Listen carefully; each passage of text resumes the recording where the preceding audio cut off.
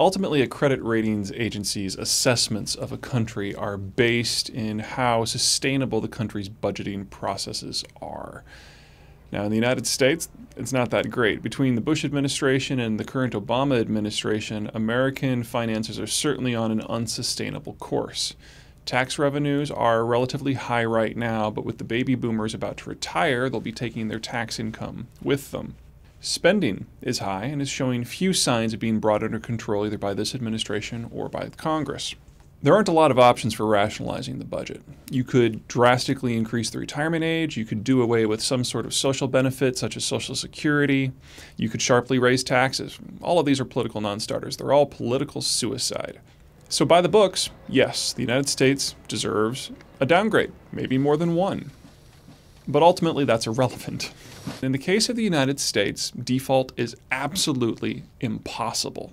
All U.S. government debt is denominated in U.S. dollar assets. The U.S. dollar is the global currency. The U.S. Federal Reserve controls U.S. dollar policy. So long as this is the case, it's absolutely impossible to default on the debt. Luckily for the Americans, there is absolutely no currency out there that is within a generation of replacing the United States dollar as the global currency. Let's examine why that is the case. First, let's look at the euro. The euro is certainly the currency that is the closest to displacing the US dollar as the global currency. But if you look at the events of the last couple of years, you'll notice that the Europeans have been in a non-stop financial crisis, honestly, since before the global recession even began back in mid-2008. Nearly all of the continent's banks are not only unstable, but they've now become interlinked to the currency and the sovereign debt problems that have been racking the Europeans for the last several months. They have convinced their banks to purchase large volumes of sovereign debt, in essence doubling down, throwing the good private assets against the bad government assets. The only way that the euro can seriously be considered a global currency is if the euro manages to get through this crisis in one piece willingly. But that requires 26 states consciously signing over their sovereignty to another country. Not very likely. Next comes the Chinese yuan. First of all, and perhaps most importantly, the Chinese yuan is not even convertible. It's not even a hard currency. You can't take it out of the country. It's not accepted as legal tender anywhere in the world except for mainland China. Second, as manipulated as the Japanese yen is, the Chinese yuan is even more so.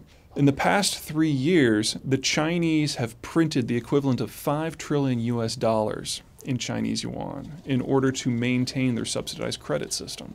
Without this, they wouldn't be able to maintain the loan structure, subsidized loan structure, that keeps their entire export economy going.